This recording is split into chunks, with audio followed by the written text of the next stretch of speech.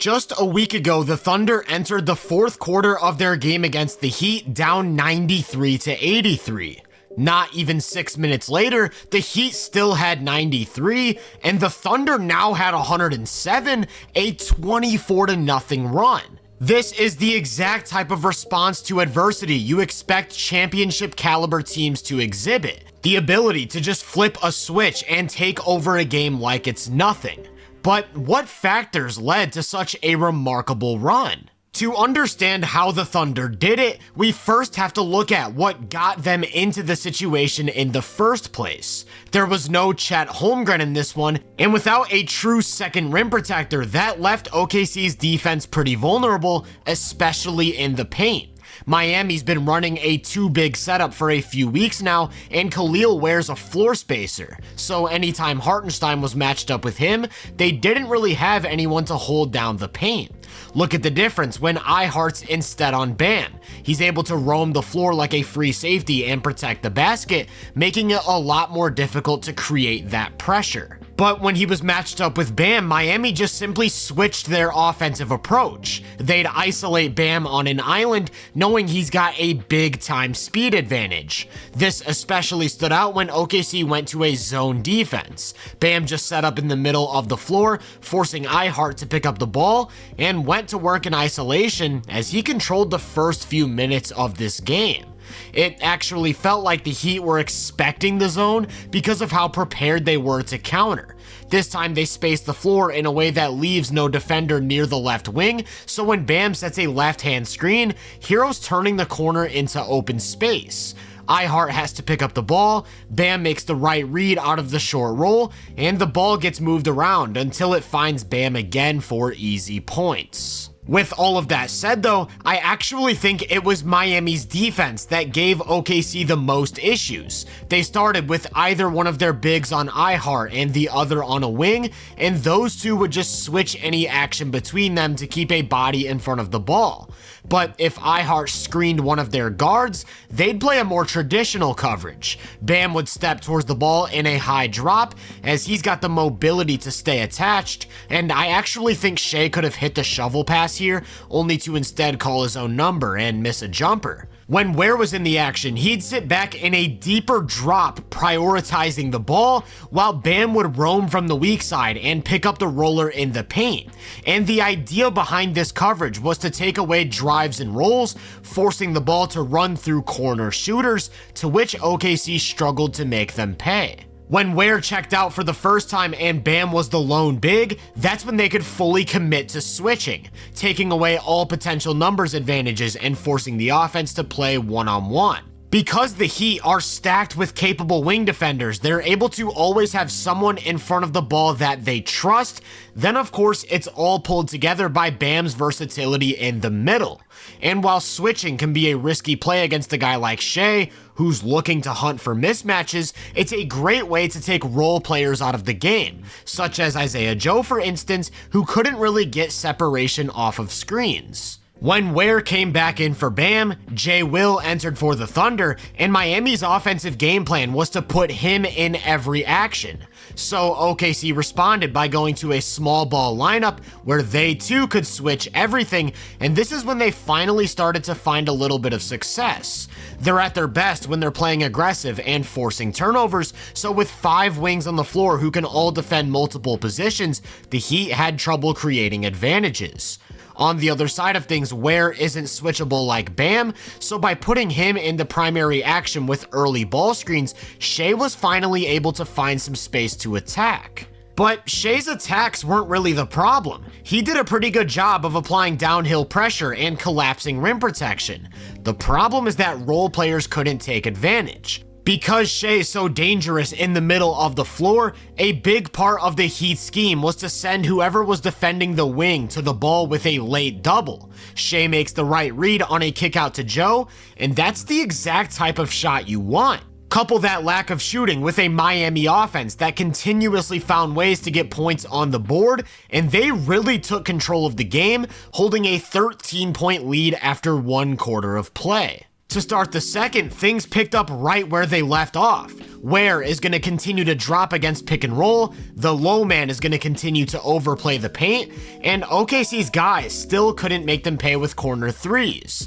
Then when Bam checked in, it was right back to switching everything. Jovic is big enough to hold his own against iHeart down low, and the offense couldn't create layups. Speaking of iHeart, he spent pretty much the entire first half playing the pick and roll in a drop coverage, and Hero in particular took advantage of that space by getting to his spots with ease. It was pretty clear that iHeart was prioritizing the roll over the ball. On this one, he stays glued to Bam after a handoff, and Burks uses all of that space on the baseline to get to the rim. So while OKC couldn't get layups, it felt like that's all Miami was getting until this three from Larson extended their lead to 18 points. That's when Shea checked in, and the Heat actually shifted their focus to him. He was matched up with Wiggins, so they started running through Wiggins in the mid-post. On this one, he draws two and kicks it out to Davion Mitchell for a wide open three. Next time down, they go to the exact same setup with Wiggins isolated on an open side, but this time help comes from underneath the basket, so he skips it cross-court to Bam. Then they set up their second tactic, attacking J. Will in pick and roll, as Hero hits Bam in the short roll, and one more pass finds Jovic for easy points. J. Will lacks the foot speed to switch or hedge, but he also isn't a big enough interior presence to play both the ball and the roll. So by putting him in the action, they were able to create all sorts of opportunities. As for OKC's offense with Shea, not much changed. Miami was still going to send either a late double or a stunt to the middle of the floor, forcing him to get rid of the ball. OKC's role guys got some good looks, they just couldn't hit. And because the defense wouldn't let Shea get inside the arc, he tried to counter with a pull-up three, but to no avail. The Heat were on point with all of their switches and rotations. When Shea gets Hero, he can't attack the mismatch before Mitchell comes with a late double, and as soon as the ball gets to Caruso, the entire defense is moving on a string to cover everyone, and again, they don't let anyone get to the rim. Really, OKC only found success in two ways. One was by setting a screen in the corner instead of the top of the key, so that a double can't come from the middle, leaving Shea with some more space to attack. The second was by spacing the floor in a way that removes everyone from the wings, giving Shea the middle to work with. At the end of the half, he got to a step back three, making it an 11-point game at the break. So at the beginning of the third, when the Thunder went to Shea, we saw the Heat use the same tactics. This time he's in the mid-post when a double comes from the weak side, and he makes the right decision on a skip pass, but like clockwork, they fail to take advantage and end up with a tougher three. Then when Shea plays from up top, not only is this defender ready to double from the wing, if he attacks towards the corner, that defender is also completely committed to the ball, leaving him with nowhere to go. Again, this takes me back to what I said about spacing the floor differently. This time when Shea catches the ball up top, you're going to see the Thunder empty out the left corner. Now he has an entire side to work with, and he's able to get to a shot he likes. Here's another example. In a traditional setup, they'd have someone spotted up on the right wing, but they clear that wing while Dort comes to set a screen going left. And the idea is that because they know Shea's gonna draw a double, by clearing that right wing, there's nobody to pick up Dort in the short roll as he gets to an easy bucket. For all of the tactical adjustments though, probably the biggest difference maker in this third quarter was the fact that they simply started running more offense through J-Dub. While the Heat were hellbent on not giving Shea the middle of the floor, that same sort of attention didn't apply to Williams. So when he looks to go to work in isolation, he can get to the nail without seeing a second body and do what he does best. And he really got to tough bucket after tough bucket during this stretch, scoring 13 points on 6 of 9 shooting in the third, which continued even after Shea checked out. It can't be overstated how valuable it is to get some good minutes without your star player on the floor. In addition to the offensive adjustments, they also made some tweaks to their defense. Instead of primarily playing in a drop, iHeart was going to hedge all ball screens involving Hero, taking away that space and forcing him into some tougher looks. Then against everyone else, he'd sit back in that drop to protect the paint, while the wings switched every action between them to always keep a body on the ball. I think they actually tightened up quite a bit and took away all of those easy dunks and layups the Heat were getting in the first half. Only Miami couldn't miss a shot from outside. Like I said, they're hedging screens involving Hero, which means that if he gets the ball out, the offense has an advantage, and they capitalized by simply making all of their threes. Then on the one possession where iHeart didn't jump out to Hero, he joined the party with a tough outside shot of his own. So after all of those fixes and all of those successful adjustments to the game plan, at the end of the third, they basically found themselves right where they started. After opening the third down 11, they were now down 10 with 12 minutes to go. It was a lot different though. Even if OKC only outscored Miami by 1 point in the third, to me it felt like they thoroughly outplayed them on both ends of the floor, and it was only a matter of time before the tides turned in their direction. To say that's exactly what happened would be an understatement, because the beginning of the fourth is when the run would take place. Of course, it started on defense, where they made the Heat look completely helpless, and what's so interesting is that Jay Will was actually on the floor. If you remember, the Heat had a lot of success putting him in the action and attacking him in space in the first half. Well, they tried to do it again in the fourth, but OKC came prepared. The problem with Jay Will as a drop defender is his athleticism sort of prevents him from covering both the ball and the roll. So they told him to forget about the ball and just drop way back to only worry about protecting the paint. Then they'd trust their point of attack defender to fight through the screen, stay glued to the ball handler, and make it so Williams never has to step away from the basket. This worked to perfection. Even when the Heat tried to get Hero into the action through off-ball movement, Dort was attached to his hip the whole time and never even let him catch the pass. Then when Hero tried to shake him with some fancy dribbling, he lost the ball out of bounds for one of his 3 fourth-quarter turnovers. As the lead started to slip, the Heat brought their starting lineup back in early, but with Jay Will parked under the basket and not worried about literally anything else, they couldn't get anything going towards the rim.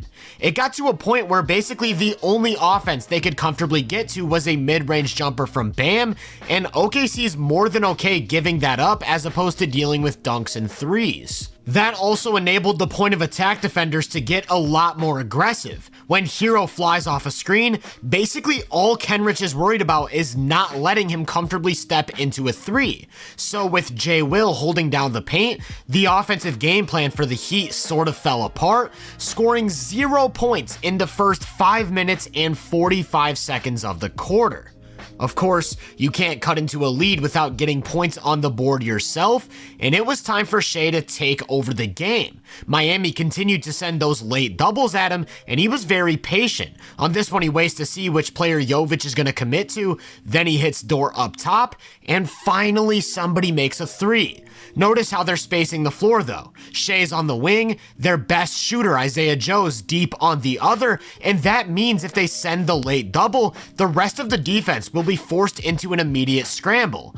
Joe attacks a closeout and catches a flying leg to the face. A play later, the Heat decided not to send the late double, leaving Shea one-on-one, to which he of course responded by getting to a step-back triple.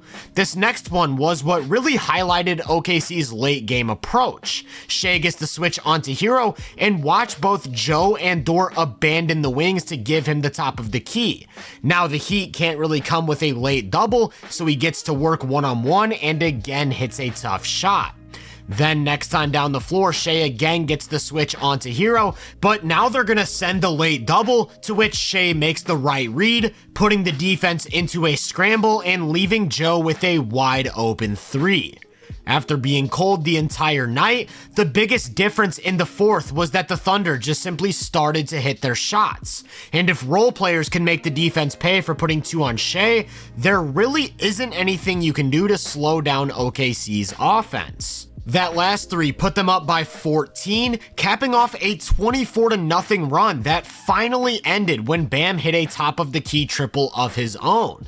But by then, the game was as good as done. The better team had not only figured out and countered the opposing strategy, they had all of the momentum, so by the time the final buzzer rolled around, they had turned a 10-point deficit into a 14-point win in just 12 minutes of play. That third quarter from J-Dub was huge, and his play helped swing the result. It was the fourth quarter that ultimately got them the win though, and that was due to three key factors. One was of course the defense, as they held Miami to an offensive rating of 34.8, which doesn't even sound real. Second was the play of Shea, who patiently picked apart those late doubles and called his own number in single coverage, as he had 14 points and 4 assists on 6 of 10 shooting.